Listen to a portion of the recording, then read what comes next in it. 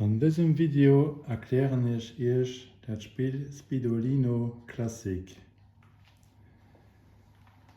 Bei dem Spiel geht es um Rechnen. Am Spiel selber findet ihr zwei Coop. Ein Coop mit den Aufgaben, den anderen Coop mit den Lösungen. Normalerweise spielt ihr das Spiel zu zwei. Den einen, der möchte die Aufgaben, und den anderen kontrolliert just die Lösungen. Zum Beispiel heißt immer im ersten Spiel die erste Karte, erstes Spiel, erste Karte. Du gibst zum Beispiel den, der spielt, gibt halt die Pentien, das tun also Pentien so umlegen, jetzt gucken, wo den anderen pur sind. Also noch nicht dieselbe. Wenn nur zum Beispiel dieselbe wären, dann wären die heute wegholen. Lass mal die da mal so sehen.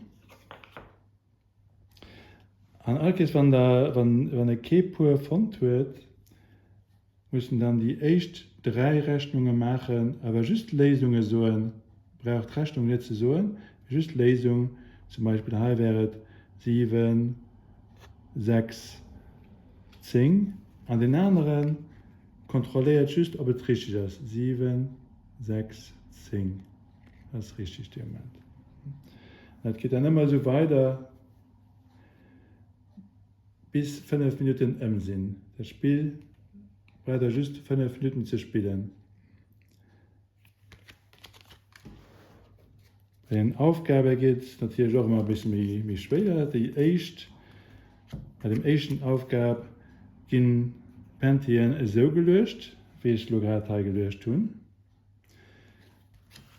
Wenn wir hier 60 Punkte zusammen kriegen und das 2-3 Mal hintereinander, dann können wir weitergehen bis die nächste Aufgabe, das wird dann halt 2, 1.